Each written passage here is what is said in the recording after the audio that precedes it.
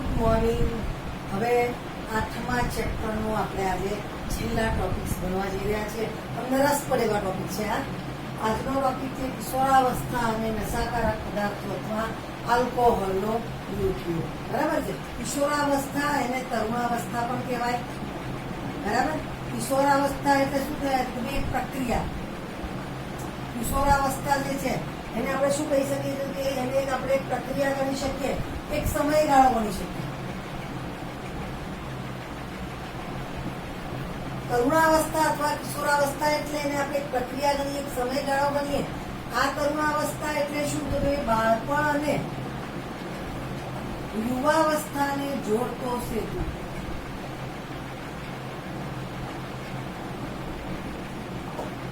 હવે આ તરુણાવસ્થા કે કિશોરાવસ્થા એક એવી અવસ્થા છે મિત્રો જે દરમિયાન તમારી અંદર મોટા ફેરફારો આવે છે, સામાજિક ફેરફારો આવે છે. તમે એક ચોક્કસ વર્ગની અંદર આવો છો, તમારા ચોક્કસ મિત્રો, તમારી ચોક્કસ ઓળખ પ્રસ્થાપિત કરવાના તમે પ્રયત્નો કરી રહ્યા છો. તો એ સમયે તમારા શારીરિક ફેરફારો થાય છે.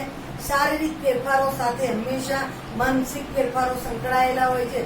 તમને બધાને જ ખબર છે કે આમ કિશોરાવસ્થા એટલે 12 થી 18 વર્ષની ઉંમર. 12 વર્ષથી 18 વર્ષની ઉંમર એને કહેવાય છે કિશોરાવસ્થા. 12 વર્ષથી 18 વર્ષની ઉંમર જે છે એને આપણે કિશોરાવસ્થાના નામે ઓળખીએ. એટલે આ એવું કહેવાય કે કિશોરાવસ્થા અથવા તરુણાવસ્થાની અંદર જે વ્યક્તિ એ પોતે પોતાની જાતને સંભાળીને રહે તે વ્યક્તિનું જીવન હંમેશા માટે સુધરી જાય છે. હું ક્લાસમાં નથી કહેતી કે હાઈવે ઉપરથી કેડી પર ચડી જાય. કેડી ઉપર ચડવાનો આ સમયગાળો મિત્રો. બરાબર છે. કે આ સમયની અંદર તમને લાગણીઓ ફૂટે, તમારામાં જિજ્ઞાસા વૃત્તિ વધે. બરાબર. આ એવો સમયગાળો છે કે આ સમયગાળા દરમિયાન તમારામાં જિજ્ઞાસા વધતી હોય છે, સાહસ વધે છે, ઉત્તેજના વધે છે.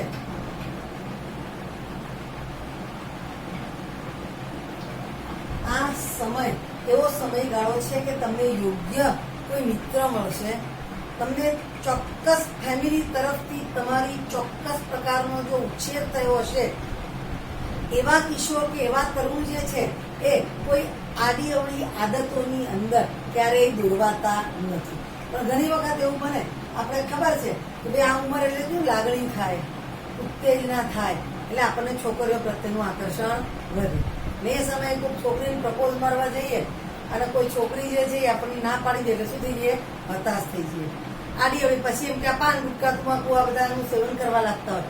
હતાશા કે નિરાશા જે છે એ સાંપડે તો આ સમયની અંદર યોગ્ય સલાહ પરામર્શ ન મળે તો આ ઉંમરની વ્યક્તિઓ જે છે સૌથી વધુ આ નશાકારક પદાર્થો કે આલ્કોહોલના સેવનનું સૌથી વધુ પ્રમાણ આ કઈ અવસ્થામાં તો કે કિશોરાવસ્થા અને તરુણાવસ્થામાં જોવા મળે.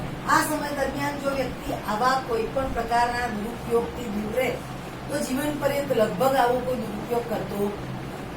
કેમ તો કે આ ઉંમરથી તમે આ નશાકારક પદાર્થો કે આલ્કોહોલનું સેવન જે લોકો કરવા લાગે છે એ લોકોને પછી જીવન પર્યંત એનો ઉપયોગ વધતો જાય મિત્રો. અને એને ઘટાડવા પ્રયત્ન કરે તો પણ એ પોતે ઘટાડી શકતા હોતા નથી. ઘણી વખત એમ કે ટેલિવિઝનના માધ્યમ દ્વારા આવું બનતું હોય છે. ચલચિત્રો જોતા હોય એની અંદર એડવર્ટાઇઝમેન્ટ આવતી હોય આકર્ષક. બરાબર છે. તો એના દ્વારા પણ પેલા વિમલ તો કે એની અંદર શું હોય તો કે એની એડવર્ટાઇઝ જોઈને મન થાય વિમલ ખાવા જોઈએ. બરાબર છે. એવું બોલે છે ને દાને દાને મેં કેસર કાદમ. એટલે થાય કે ના તો ખાવા જેવી છે, આ વસ્તુ ખાવા જેવી નથી મિત્રો. આ વસ્તુથી દૂર રહેવું એ જ આપણા માટે સલાહભર્યું છે. એટલે કોઈ પણ માધ્યમ હોય, મિત્રો દ્વારા પણ આવું થાય. કોઈ મિત્ર તમાકુ ખાતો હોય 5 વાર એમ કે એટલે ખાને થોડી તો કા મજા આવશે. આપણે એમ કે ખબર છે મારા બાપા ધોઈને મૂકી આવે ક્યાંક, ખબર પડે છે કે આવું આપણે બોલીએ 2 વાર 4 વાર, પણ ક્યારેક મજબૂર છે ને એનાથી થોડું કઈ અને આપણે પણ આદતથી બનતા હોઈએ. પણ આવું ક્યારેય તમે મિત્રને ખાવું ભલે ખાય, આપણે એની સાથે આ બાબતમાં જોડાવું જરૂરી હોતું નથી. બરાબર. એટલે આપણા જે માનસિક ફેરફારો, શારીરિક ફેરફારો આ ઉંમર દરમિયાન આવે છે એ માનસિક અને શારીરિક ફેરફારોને સાથે લઈ ચોક્કસ માનસિક સંતુલન જાળવી અને આ ઉંમરની અંદર જે જીવન ગુજારી જાણે એ વ્યક્તિ જે છે એને જીવનમાં ક્યાંય તકલીફ પડતી હોતી નથી. બરાબર છે. હવે આના પછી છે બંધાણી અને પરાધીનતા એટલે શું?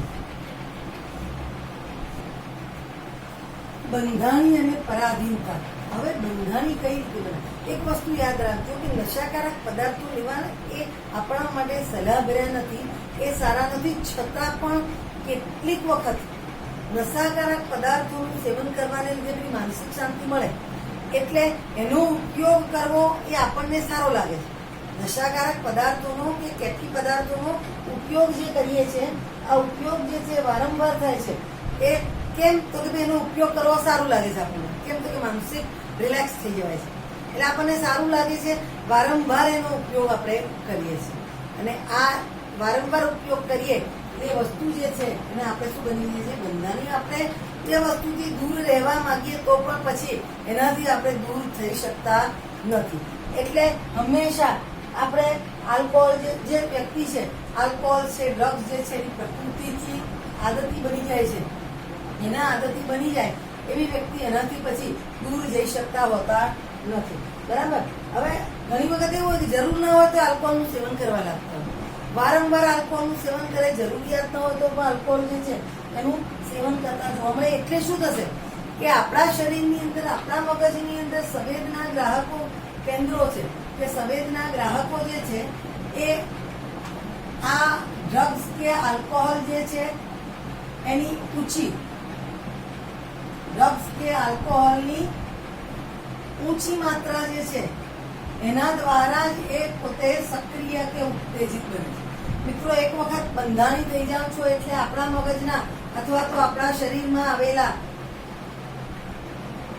સંવેદના ગ્રાહકો જે છે, મગજમાં આવેલા અને શરીરમાં આવેલા સંવેદના ગ્રાહકો જે છે એ ડ્રગ્સ કે આલ્કોહોલની ઊંચી માત્રાથી જ સક્રિય બને છે. જ્યાં સુધી એ વસ્તુ ના મળે ત્યાં સુધી આપણા સ્નાયુઓ જે છે એ અનવડે સક્રિય થવા ટેવાય છે, એટલે સ્નાયુઓ જે છે એ સક્રિય બની શકતા નથી. સંવેદના ગ્રાહકો ક્યારે સક્રિય બને? એમને આલ્કોહોલ કે ડ્રગ્સની ઊંચી માત્રા પ્રાપ્ત થાય તો જ એ સક્રિય બનતા જોવા મળે છે. બરાબર? એટલે એક વખત સેવન કરો તો બંધાણી તરફ એ તમને દોરી જાય છે. એક વખત સેવન કરો એટલે અઠવાડિયે એક વાર કર્યું, પછી ધીમે ધીમે એમ કે સારું લાગ્યું, અઠવાડિયામાં 2 વાર કર્યું, ધીમે ધીમે સારું લાગે, એમ કરતા કરતા બંધાણી થઈ. રોજ એક વખત, રોજ દિવસમાં 2 વખત આ રીતે આવા નશાકારક પદાર્થો કે આલ્કોહોલ જે છે એ ના બંધાણી આપણે બની જતા જોઈએ છીએ. બરાબર ને? હવે આ બંધાણી કે દુર્વ્યસની બની જાય એટલે સારો કોઈ મિત્ર એની જોડે મિત્રતા ન કરે ના. બરાબર? એટલે એને દુષ્કૃત્યો કરવા પ્રેરે છે. એના ભ્રષ્ટ હોય એવા એના મિત્રો બને છે. એના મિત્રો હોય પછી એના જેવા જોઈએ ને કે જે ડ્રગ્સ આલ્કોહોલનું સેવન કરતા હોય એવા એના મિત્રો બને. મિત્ર વર્તુળ એનું આખું બદલાઈ જાય છે. એ પોતે દુષ્કર્મ, પોતાને આ બધું ડ્રગ્સ કે આલ્કોહોલ મફતમાં મળતું નથી મિત્રો. એટલે આવી વ્યક્તિ જે છે નાની મોટી ચોરી કે નાના મોટા ખરાબ કૃત્યો કરતો થાય કે જેનાથી એને આ વસ્તુ ખરીદવા માટે પૈસા મળી શકતા જોવા મળતા હોય છે. બરાબર? એટલે સામાન્ય રીતે એમ કે બંધાણી બની જાવ પછી આ ચક્રમાંથી બહાર આવવું હોય તો એ કોઈ પણ છોકરો હોય કે છોકરી એની પોતાના હાથની વાત રહેતી નથી. પોતે ક્યારેય પણ આ વસ્તુ, આ ચક્રમાંથી જાતે બહાર આવી શકતા નથી. યોગ્ય પરામર્શ જે છે, એની યોગ્ય માર્ગદર્શન જે છે એનો ઉપયોગ કરવો પડે. ઘણી વખત આ બંધાણીઓને મનોચિકિત્સકની સારવારની પણ જરૂરિયાત ઊભી થતી જોવા મળે. હવે બંધાણી બને છે અને પરાધીનતા બે સાથે જ છે. બંધાણી બને એટલે પરાધીનતા એટલે દુષ્કૃત્યો આક્રમક બની જાય વધુ પ્રમાણમાં. આ બંધાણી બનેલી વ્યક્તિ જે છે ને એની પોતાની શારીરિક સ્વચ્છતા જે છે એમાં અભાવ જોવા મળે, એની આદતોમાં ફેરફાર જોવા મળે, એમનામાં અનિદ્રા થઈ જતી જોવા મળે, એને ભૂખ લાગતી નથી.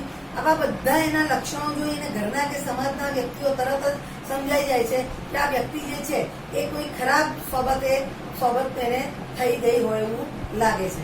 આવું થતું હોય છે એટલે બંધાણી બને એ પરાધીન થતું જોવા મળે. મિત્રો સમજો, ડ્રગ્સ કે આલ્કોહોલનું સેવન કરનાર બંધાણી વ્યક્તિ અચાનક જ આ ડ્રગ્સ કે આલ્કોહોલનું સેવન કરવાનું બંધ કરી દે તો એના દ્વારા રોગ થાય છે, એને કહેવાય છે વિથડ્રોઅલ સિન્ડ્રોમ. આ રોગનું નામ છે વિથડ્રોઅલ સિન્ડ્રોમ. મિત્રો ક્યારે જોવા મળે? ડ્રગ્સ કે આલ્કોહોલનો બંધાણી હોય ને અચાનક જ એ આ ડ્રગ્સ કે આલ્કોહોલ લેવાનું છોડી દે છે ત્યારે વિથડ્રોઅલ સિન્ડ્રોમ તરીકે ઓળખાતો રોગ થાય છે. અને આ વિથડ્રોઅલ સિન્ડ્રોમની અંદર એને નબળાઈ લાગે છે, એમને ઉલટી થવી,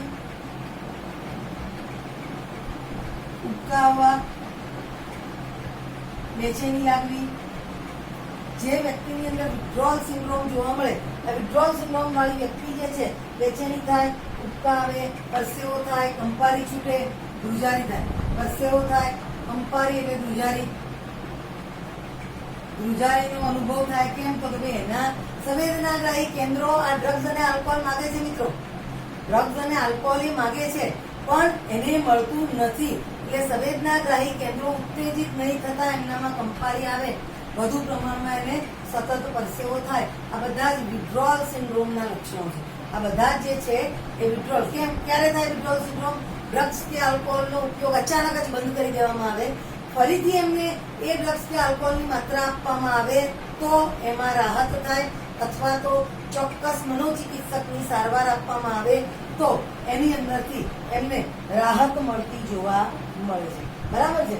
હવે મેં તમને હમણાં જ કહ્યું કે આવી વ્યક્તિ પોતાને જરૂરિયાતની ડ્રગ્સ કે આલ્કોહોલ મેળવવા માટે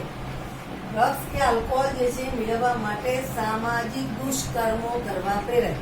મેં તમને કહ્યું સામાજિક દુષ્કર્મો એટલે ચોરી, લૂંટફાટ ની પ્રવૃત્તિઓ પર એ પોતે પ્રવૃત્તિઓ સાથે જોડાઈ જાય, એમાંથી મળેલા પૈસા દ્વારા એ પોતાના પરાધીન થઈ જાય. આ ડ્રગ્સ ને આલ્કોહોલ લેવા માટે કોઈના મમ્મી પપ્પા પૈસા આપે નહીં, એટલે કે ઘરમાં ચોરી કરે, કે આડોશ પડોશમાં ચોરી કરે, મિત્રો વર્તુળમાં ચોરી કરે, અથવા તો કોઈને લૂંટફાટ કરી એની પાસેથી પૈસા પડાવે, ગમે તે રીતે પૈસા મળવી અને પોતે પોતાના ડ્રગ્સ કે આલ્કોહોલનું સેવન કરે છે. જે બંધાણી બને છે એ પરાધીનતાના માર્ગે અવશ્ય જતા જોવા મળે છે. હવે આપણો ટોપિક છે નશાકારક પદાર્થો જે છે અથવા તો આલ્કોહોલના દુરુપયોગની અસર. આપણે જે વ્યક્તિ નશાકારક ઘટકો કે આલ્કોહોલનું સેવન કરે છે એની અંદર તાત્કાલિક કેટલીક અસરો જોવા મળે. તાત્કાલિક ધોરણે નશો કરતી વ્યક્તિઓ જે છે એની અંદર તાત્કાલિક કેટલાક ફેરફારો જોવા મળે છે. બરાબર. કેમ? શું આવે તો કે વ્યક્તિની અંદર અવિચારી વર્તણૂક, એમનામાં વિધ્વંસ જોવા મળે. બરાબર. અવિચારી વર્તણૂક હોય, વિધ્વંસ હોય, પછી જંગલીપણું, કે આ વ્યક્તિ જે છે એ હિંસાખોરી જેવી પ્રવૃત્તિઓ કરવા પ્રેરાય. એમનામાં અવિચારી વર્તન, પોતે શું વર્તન કરે છે એમને ખબર હોતી નથી. વિધ્વંસ કે જંગલીપણું, જંગલી થઈ જાય છે. બરાબર છે. અને હિંસાખોરી કરે છે, લોકોની મારામારી કરવાનું કાર્ય કરે છે, લોકોની હિંસા કરી નાખતા પણ વિચાર કરતા હોતા નથી. બરાબર છે. એટલે નશાકારક પદાર્થો જે છે, આ નશાકારક પદાર્થોના વધુ પડતો ઉપયોગ થાય. આ નશાકારક પદાર્થોના વધુ પડતા ઉપયોગથી હૃદયને લગતી બીમારી, બરાબર, મગજ જે છે એની અંદર જે આપણે ઇંગ્લિશમાં એને શું કહીશું, મગજની અંદર જે મગજને રુધિર પૂરું પાડતી નસ, હેમરેજ. બરાબર છે. એટલે નસ જે છે એ શું થઈ જાય છે? ફાટી જાય છે. તો હેમરેજ પણ થઈ જતું જોવા મળે. મગજમાં રક્તસ્રાવ કહેવાય એને. મગજમાં હૃદયને લગતી બીમારી, શ્વસન તંત્રને લગતી બીમારી,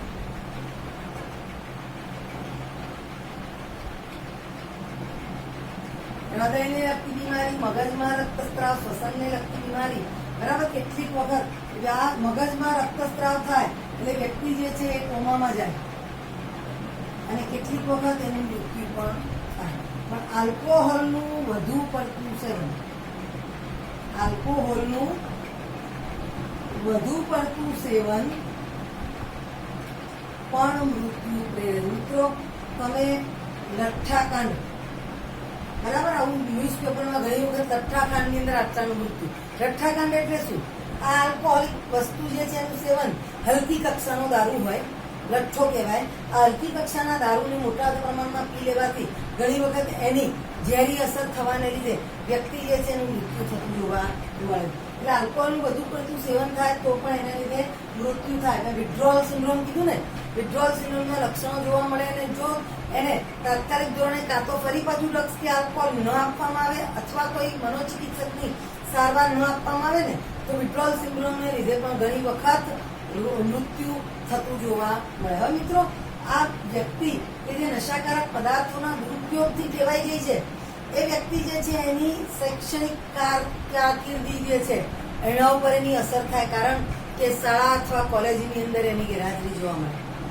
શાળા અથવા તો કોલેજમાં એ વ્યક્તિ જે છે ને એકલતા વધારે ગમે, એને કોઈ મિત્રો ગમતા નથી, સમાજમાં નથી એના સંબંધો સારા રહેતા, કુટુંબીજનો સાથેના પણ એના સંબંધો જે છે એ બગડતા જતા જોવા મળે. કેમ તો કે સુવાની જાગવાની આદતોમાં ફેરફાર થઈ જાય છે આ લોકોની. બરાબર છે કે રેગ્યુલર ટાઈમે સુવાની જગ્યાએ મોડું સુવે, મોડા ઉઠે, બરાબર, વહેલો સુઈ જાય. આ બધી એની સુવાની ને ઉઠવાની આદતો જે છે એમાં ફેરફાર થઈ જતો જોવા મળે છે. બરાબર, શાળા અથવા તો કોલેજમાં સતત એની ગેરહાજરી, એનું શૈક્ષણિક જે છે કારકિર્દી એ ખલાસ થઈ જતી જોવા મળતી હોય. મિત્ર વર્તુળમાં એના સંબંધો બગડે છે, કુટુંબીજનોમાં એના સંબંધો બગડે છે. બરાબર, એને ભૂખ નથી લાગતી, એના વજનની અંદર ઘટાડો થતો જોવા મળે છે. બરાબર છે, એની આદત, ખાવા પીવાની આદતોમાં પણ બદલાવ આવે. આલ્કોહોલનું જે સેવન કરતા હોય ને એ ઘણી વખત ખૂબ ખાય, વધુ પ્રમાણમાં ખાય, કેટલીક વખત ખૂબ નશો હોય એ ખાતા જ નથી. એટલે એના ખાવાની, ઊંઘવાની, ઉઠવાની આ બધી આદતોમાં ફેરફાર થાય, શરીરનું વજન ઘટી જાય, ખાવા ભૂખ ન લાગે અને આલ્કોહોલ પીવાથી યકૃત ખરાબ થાય. બરાબર છે, એટલે આ બધી આદતો જે છે એ આ નશાકારક દુરુપયોગના અસર સ્વરૂપે કોઈ પણ વ્યક્તિમાં જોવા મળતી હોય છે. જે વ્યક્તિ આવા નશાકારક પદાર્થોનો કે આલ્કોહોલનો દુરુપયોગ કરે છે, આ નશાકારક પદાર્થોનો ઉપયોગ જે તે બંધાણી વ્યક્તિ પૂરતો મર્યાદિત રહેતો નથી. આ વ્યક્તિ જે છે, મેં હમણાં તમને કહ્યું કે ભાઈ આ પદાર્થો ખરીદવા માટે ચોરી કે લૂંટપાટ જેવી પ્રવૃત્તિઓમાં જોડાઈ જાય છે. પોતે પોતાના મિત્રો અથવા તો પોતાના કુટુંબીજનો જે છે એને પણ એ મુશ્કેલીમાં મૂકી દે. દારૂ પીને આવે એટલે પછી શું થાય, ઘરના લોકો ઉપર હાથ ચલાવે, મારે, જંગલી વેળા કરે. હમણાં આપણે કહ્યું કે જંગલી પણ થઈ જાય, હિંસાખોરી એમનામાં આવી જતી જોવા મળતી હોય છે.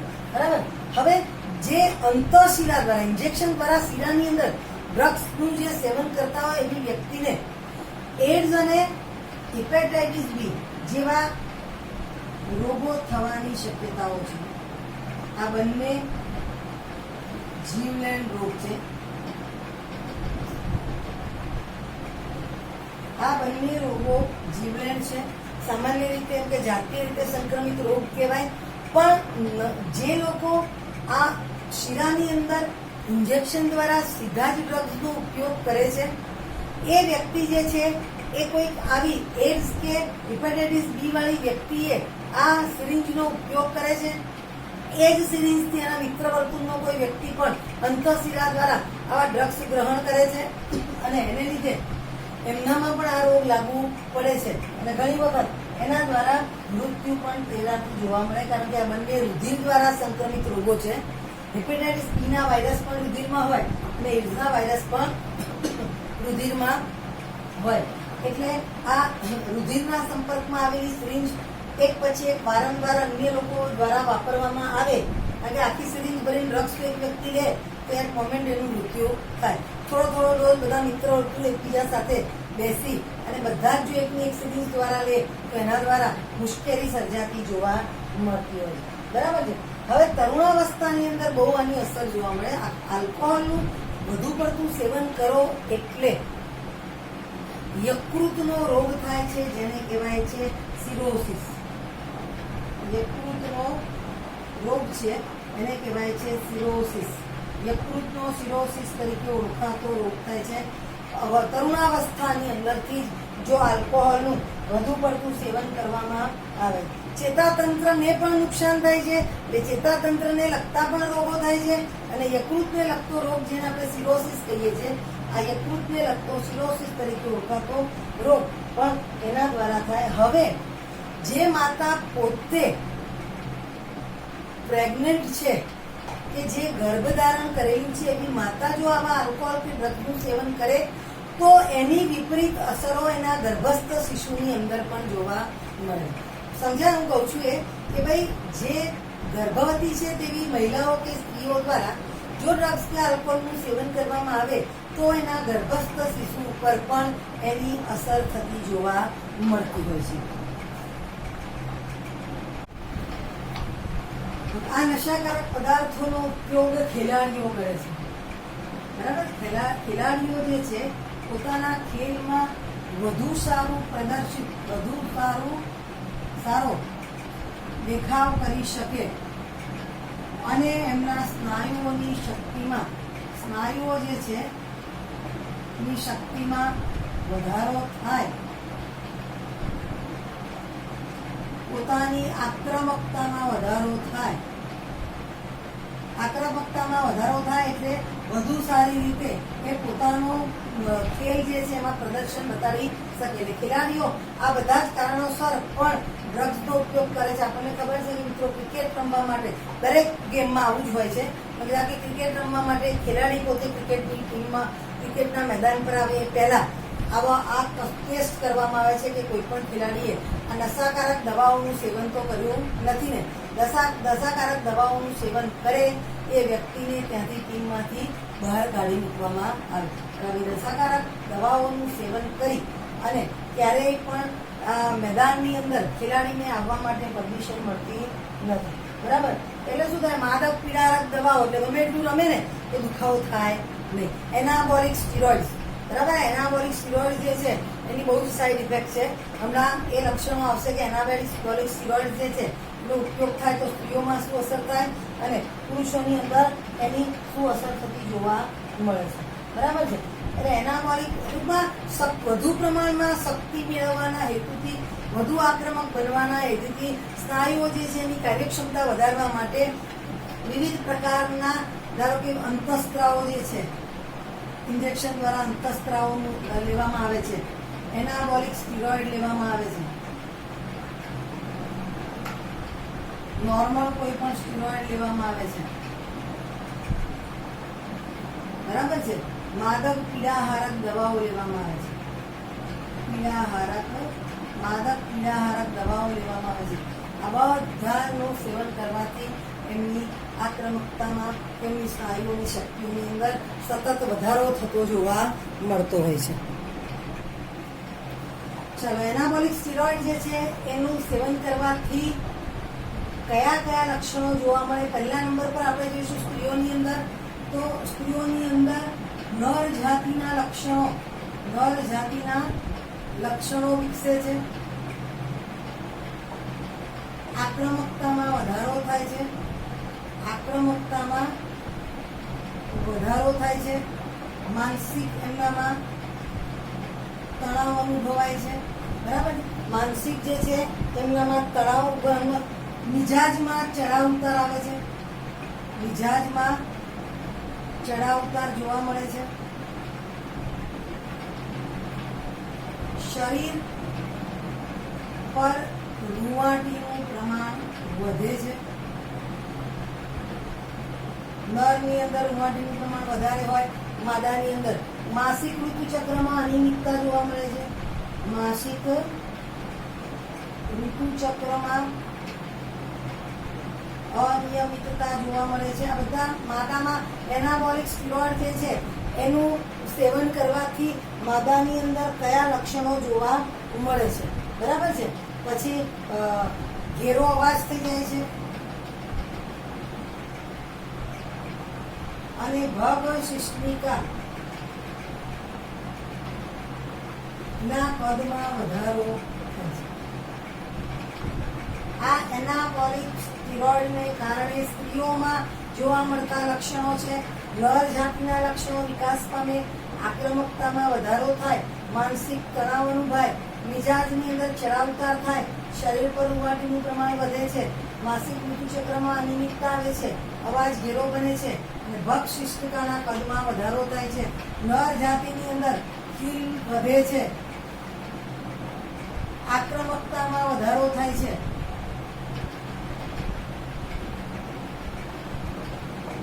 માનસિક તણાવ જોવા મળે છે. કોમન લક્ષણ હું પહેલા લખી રહી છું. મિજાજમાં ચડાવ ઉતાર આવે છે.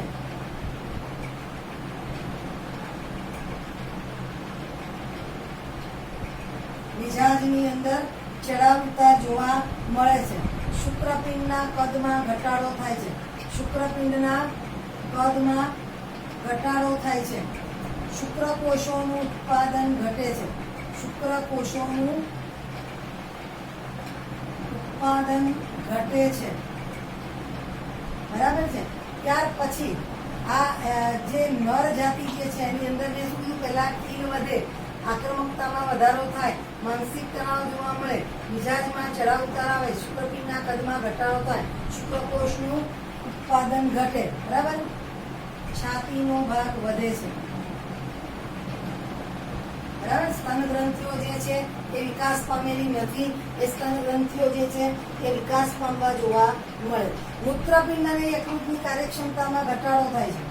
મૂત્રપિંડ અને યકૃતની કાર્યક્ષમતામાં ઘટાડો થાય છે.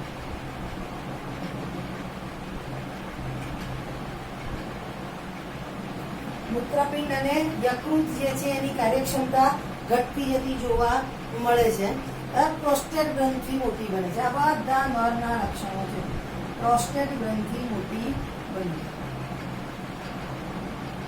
ચાલો અહીંયા ધ્યાન આપજો. હવે ફરીવાર એકવાર જોઈ લઈએ. એનાબોલિક સ્ટીરોઇડના ઉપયોગથી પુરુષોની અંદર ખીલનું પ્રમાણ વધે, આક્રમકતામાં વધારો થાય, માનસિક તણાવ વધે, મિજાજમાં ચઢાવ ઉતાર આવે, શુક્રપિંડના કદમાં ઘટાડો થાય, શરીર ઉપર રૂંવાટીનું પ્રમાણ ઘટે, શુક્રકોષોનું ઉત્પાદન ઘટે, છાતીનો ભાગ વધે, મૂત્રપિંડ યકૃતની કાર્યક્ષમતા ઘટે અને પ્રોસ્ટેટ ગ્રંથિ જે છે એનું કદ વધે. આ બધા જ લક્ષણો જે છે એ કોના જોવા મળે છે? તો કે એનાબોલિક સ્ટીરોઇડ સતત ઉપયોગ કરવાથી આ આડ અસરો સ્ત્રીઓ અને પુરુષોમાં જોવા મળે. હવે તરુણાવસ્થાની અંદર છોકરા અને છોકરીઓ જે છે એ ડ્રગ્સનો જો દુરુપયોગ કરે છે, તરુણાવસ્થાની અંદર ડ્રગ્સનો ઉપયોગ વધે છે, તો શરીર ઉપર અને ચહેરા ઉપર, મિત્રો ખીલ માત્ર મોઢા ઉપર જ થાય એવું નથી.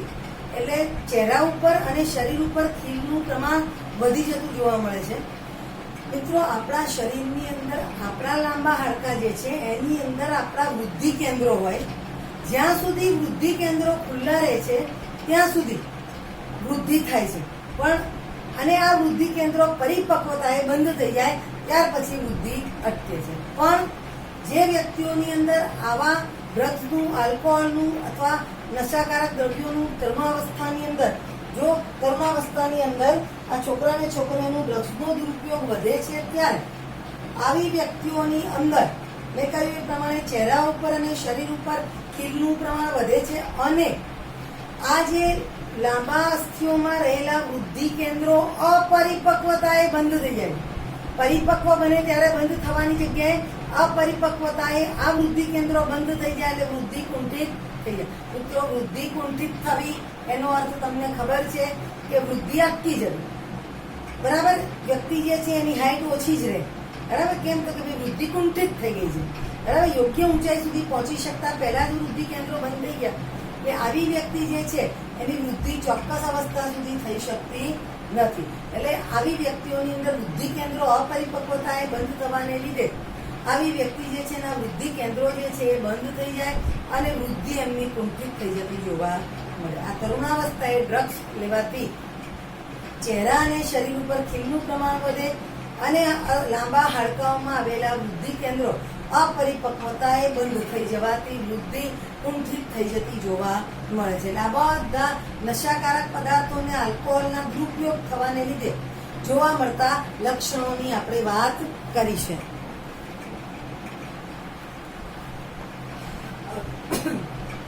લાસ્ટ ટોપિક છે એ નશાકારક ઘટકો અથવા તો આલ્કોહોલના દુરુપયોગ અટકાવવાના ઉપાયો અને નિયંત્રણ.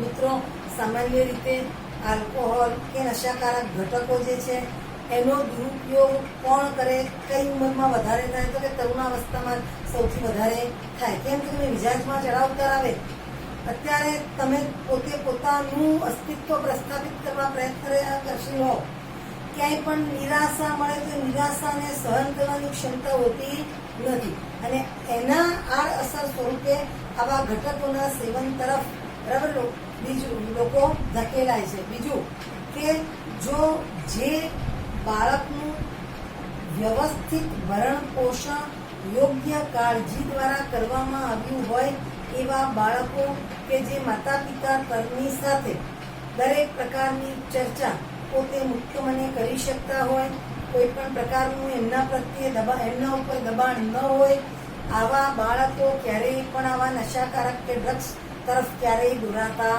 નથી. પણ જે દોરાઈ જાય છે તો એનો ઉપાય શું કરવાનું અટકાવવા માટે સમવયસ્કોના બિનજરૂરી દબાણથી દૂર. દરેક વ્યક્તિને પોતાનું એક આગવી ઓળખ છે, દરેક વ્યક્તિને પોતાની કોઈક આગવી ઈચ્છા છે, બરાબર. પછી એ ભણવા સિવાય રમત ગમત હોય કે અન્ય કોઈ પણ બાબત હોય તો જે તે વ્યક્તિ જે છે એને પોતે પોતાની પસંદ કરેલા માર્ગે જ હંમેશા આગળ વધવું જોઈએ. મિત્ર એમ કે નાના ચાલ ને હું આમાં નહીં જઉં છું, તું આમાં જાય ના. મારો તમે 3 ઇડિયટ જોઈ મિત્રો, બરાબર છે. શોખ જે છે એને નેચરનો પ્રેમી છે પણ એને એન્જિનિયરિંગમાં ઘુસાડી દેવામાં આવે છે, એટલે એન્જિનિયરિંગમાં એ નિષ્ફળ જાય છે. કેમ કે એનો શોખ બીજી તરફ છે. જે તરફ તમારો શોખ છે એ તરફ તમે આગળ વધો.